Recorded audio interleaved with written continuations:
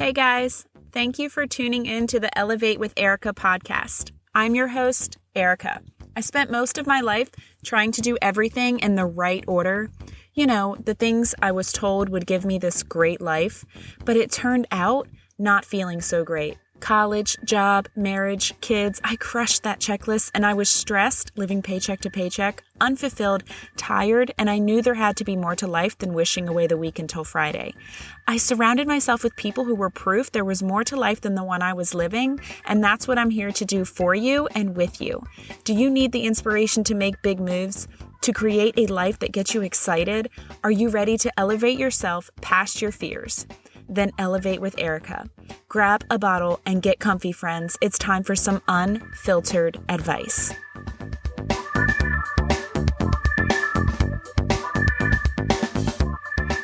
Today, I want to talk about time wasted. Time wasted waiting for the perfect timing. Time waiting for courage, for motivation. Time waiting for Monday or January 1st. Time spent waiting to enjoy life after you retire. Time spent waiting for when you're not busy. But we are here for only a moment, just a little piece of history.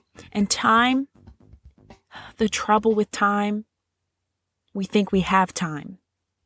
I've done some episodes that touched on this topic, but I want to bring it all together to really grab your attention today. So I'm a little more fired up today, and I can't control how you'll receive it, but I feel so called to get this message out today. I said no to myself way too many times in my 20s and early 30s. I didn't take the wheel of my life until I was almost 35 years old. 35 years doing what I thought I was supposed to do, what I thought would make other people happy. How many times I said, if they're happy, I'll be happy. Saying yes to everyone else and no to myself. I thought if I could make everyone in my life around me happy, if I could please everyone else, I'll be happy. Or maybe they'll return the favor. Or then I'll be able to do things for me. One day. Always waiting for that one day. After I do this, that, and the other, when this is done and that is done, then I'll have time for me.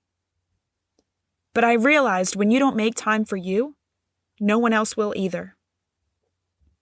When you show people, you just shapeshift into whatever they need.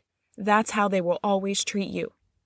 You have to take control of your life. You have to make yourself a priority. You have to stop living like you have all the time in the world. Did you hear about those 8 young people?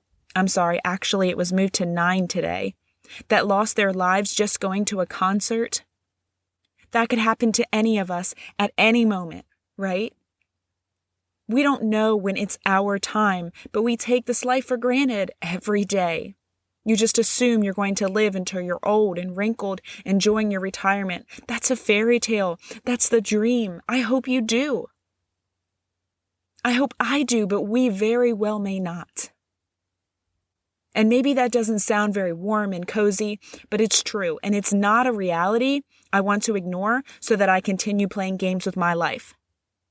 So I can continue settling and waiting. It's a reality I want to face because it wakes me the hell up. It lights a fire under my ass, and I want to wake you up today. Most of this world is okay with mediocrity, but I'm not.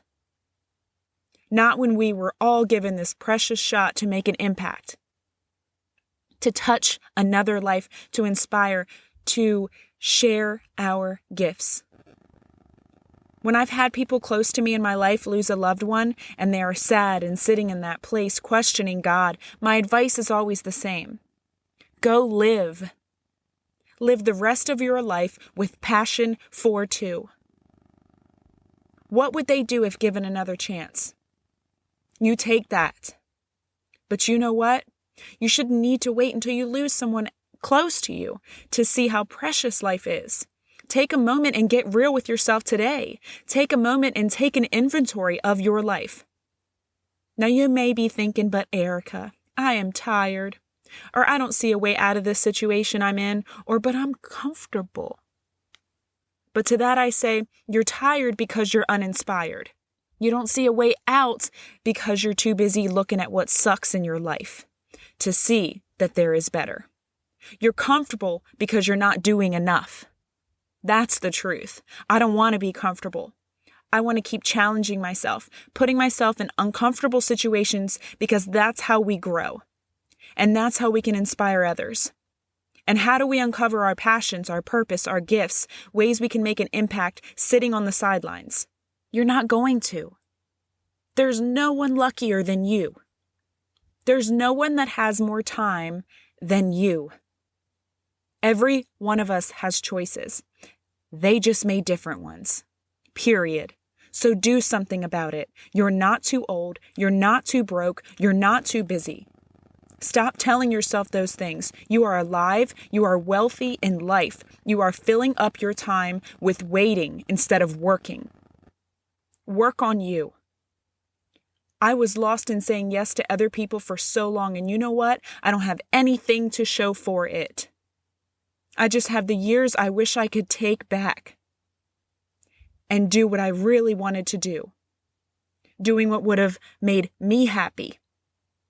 It's not selfish to take care of you, it's necessary. And taking care of you isn't just pedicures and a face mask. It's growing in knowledge and taking chances and facing fears and going after your dreams no matter the size.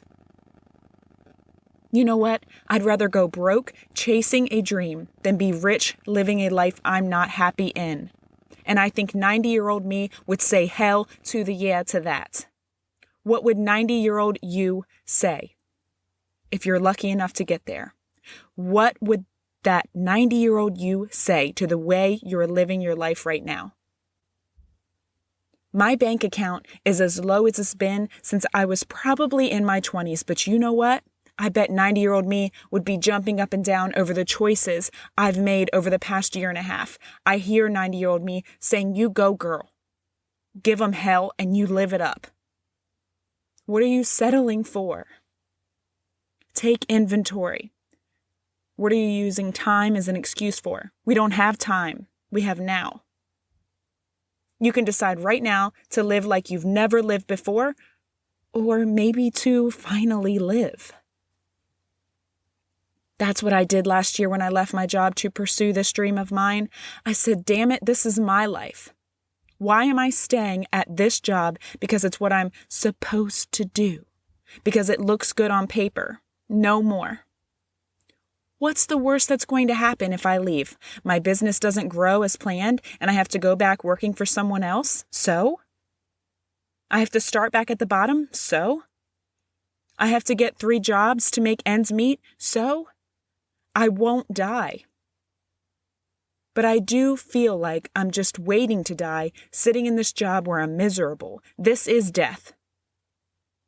What's the point in living if you're living for someone else, for everyone else, making everyone else happy, worrying about what other people think? That's not living.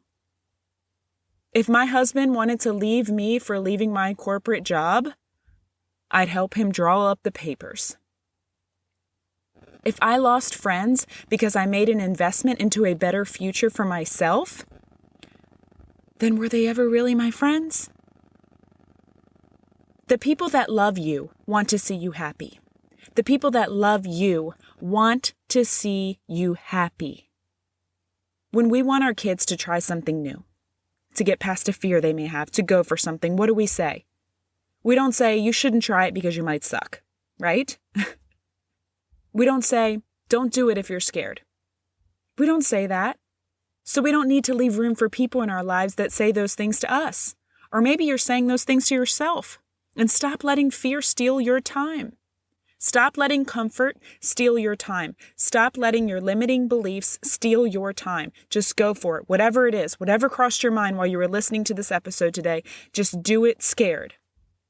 The only way to get past fear is to walk right through it. The only way to know if you can do something is to try it. And if you fail, I have good news. You won't die. That's what we need to realize. That's what I wish I knew in my 20s. You can go back to school. You can get another job. You will find another partner. You will find another house. You will start over. Starting over is a gift. We live in a time where so much is possible, so don't spend this life playing small. You can always start over, and that's not so bad. You know what's bad? Waking up 90 and wishing you would have tried. Living with more regrets than good stories to tell your grandkids. You settling for that job, for that marriage, for that one-sided friendship, for that unhealthy version of you, for that town you're living in that's keeping you small, for self-limiting beliefs, for what? Are you settling for those things for good? Or until you have more time to do something about it? Until your kids are out of the house, until you have more money, whatever it is, but yet you might die tomorrow? I came across this quote from Steve Jobs. If today were the last day of my life, what I want to do, what I am about to do today. And whenever the answer is no, for too many days in a row, I know I need to change something. You know what I love about that quote? We have responsibilities. I know it's not always possible to do things that we want to do every single day, but that quote makes me think about where I'm choosing to stay stuck. Because life is just a series of our choices, and you always have a choice. And the right choice for you sometimes looks like the bumpiest, darkest, loneliest path when you're standing at the starting line, but the path of least resistance will never make you proud. I want to be in full sprint when my time comes. Like there's going to be tracks where I had to drag my feet in order to come to a stop because I'm busy making the most of my life. And if I can convince just one more person to stop existing and start living, then it was not for nothing. I don't need to have the fattest bank account to feel rich in life. I feel rich when I'm doing things that make me feel alive. That's the stories I'll have to tell when I'm 90. I hope I got you thinking today, and I hope those thoughts become actions. That was the point of this episode. Not to tell you that death is coming, but to tell you that life is happening, and you're missing it. Waiting, settling, watching. I just want you to come alive today. If this episode had an impact on you today, please share it. Share it with someone you feel should hear this message, or share it to your social media. And if you do, make sure to tag me so I can personally thank you. All right, guys, I'm going to wrap this up. Let's cheers, friends, because it's time to start living the life you've always imagined. Cheers to no longer just existing, to opening our eyes to take in this one life we have, to this one opportunity to make it magical, to run like we're on fire towards our wildest dreams, to stop spending our lives waiting, to start living, and to coming in hot when it's our time to go. Until next episode, friends. E.